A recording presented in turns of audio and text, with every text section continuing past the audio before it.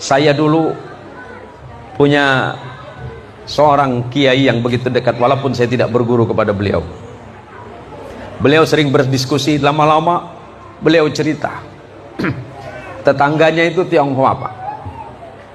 Saya juga, tetangga saya Tionghoa, kanan kiri tetangga saya Cina, Pak.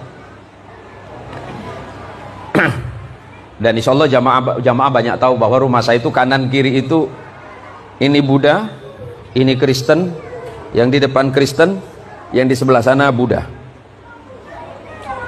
Dulu Umi almarhumah protes, "Nah, kenapa kamu seneng beli rumah di situ yang tetangganya non muslim semuanya?" Jawaban saya sederhana, "Mi, pertama karena Allah mentakdirkan saya di situ. Yang kedua, mungkin saya bisa memberikan manfaat untuk mereka." Alasannya apa? Mereka tidak mungkin baca Quran. Wong Cino lambok boten ngertos, Pak, masalah Quran. Gak mungkin mereka baca Quran, gak mungkin mereka itu baca hadis. Tapi yang mereka baca adalah saya. Sebagai seorang muslim pasti dia membaca saya. Kalau saya baik menunjukkan sikap dan akhlak saya sebagai muslim, pasti mereka berkata, "Oh, ternyata Islam itu baik." Karena saya mendapat cerita dari seorang ulama yang sudah wafat, namanya Kiai Subki Zayyadi. Beliau itu punya tetangga dulu di Paritwan Salim. Ada yang tahu Paritwan Salim, Pak Siantan? Ya, Perwasal. Punya tangga namanya Pak Afiong, Cina. Pagi-pagi Pak Apiong ini datang sama Kiai Subki. "Selamat pagi Pak Kiai." "Selamat pagi Piong. Ada apa Pak Piong?" "Aku sini minta doa." "Minta doa apa?" "Doa cepat kaya." Kata Pak Kiai, "Kita beda Tuhan." "Tak apa, Tuhan aku tak baik, siapa tahu Tuhan Pak Kiai baik." Semoga Allah merahmati Kiai Subki. Jadi macam mana lah? Terserah Pak Kiai lah, yang penting aku kaya. Kau dulu kan kaya Yong. Itulah Tuhan aku tak baik. Dulu aku kaya, uang aku banyak, toko aku banyak. Sekarang aku jadi bangkrut. Jadi macam mana lah? Minta doa lah. Kiai Subki bilang, "Udahlah Yong, kalau kau mau, yakin, bacalah Fatihah. Bapak banyak, kau baca 1000.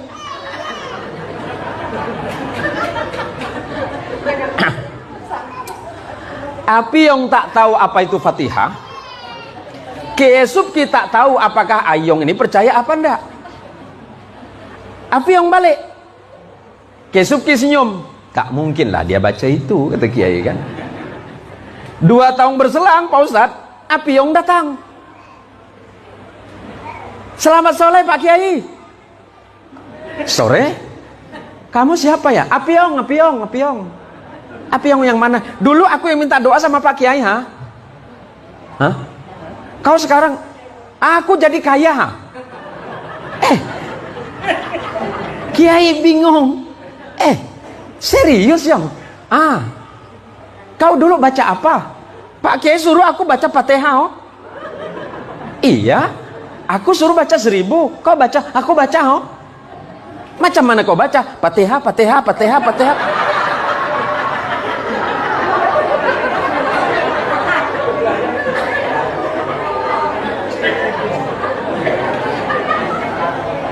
Kaget Kiai. Serius Yong? Nah, aku jadi kaya. Masa Pak Kiai tak yakin sama Tuhan? Apa kata kayak gedablekon gitu kan? Kiai yang ngajarin gak kaya-kaya, Cina yang diajarin kaya duluan. Jadi Kiai mikir, aku yang salah apa Tuhan yang kasih salah ini? Akhirnya dalam hati Kiai Subki Zayyadi berkata, "Ya Allah, Engkau maha pemurah. Mau seperti apapun orang meminta, Engkau pasti beri. Yang penting yakin." Nah, problem besarnya kita ini dari pagi, siang, sore, malam sampai ketemu pagi lagi, mboten sugi-sugi, mergo napa? Mboten yakin. Ora percaya sama Pak Kiai. Oh ditanya, Pak Imam doakan saya jadi orang kaya, balik ketawa dia. Dia seorang tak kaya gitu. Ya Allah, ini terjadi Pak. Ni'matani maghbunun fihima katsirun minan nas, as-sihat wal faragh.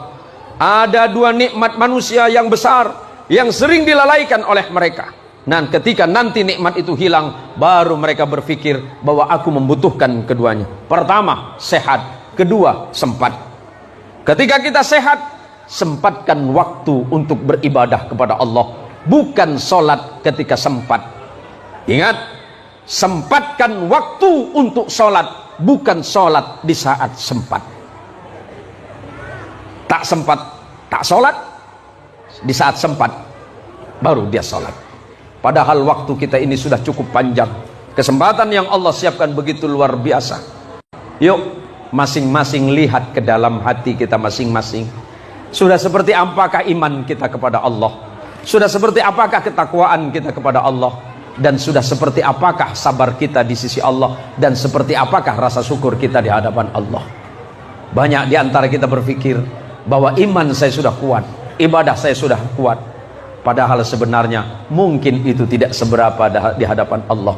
Maka mulai sekarang perbaiki sikap, perbaiki ibadah, perbaiki akhlak, perbaiki semuanya. Maka insya Allah, Allah akan memperbaiki hidup kita.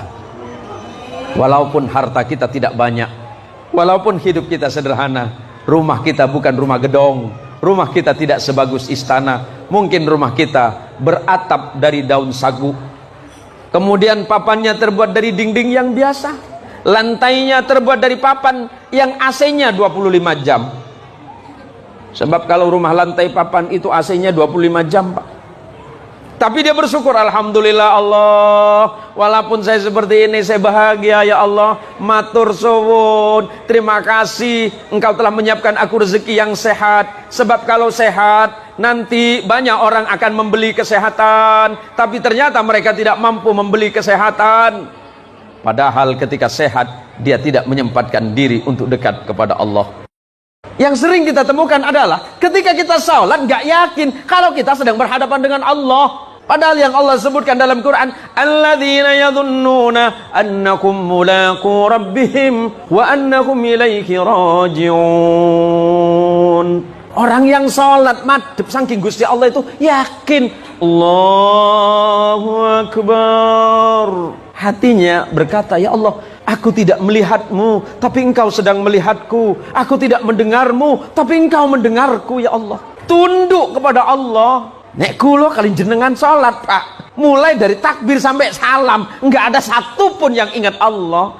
Allahu Akbar, Bismillahirrahmanirrahim. Warung tak laku, jualan tak habis, ya Allah.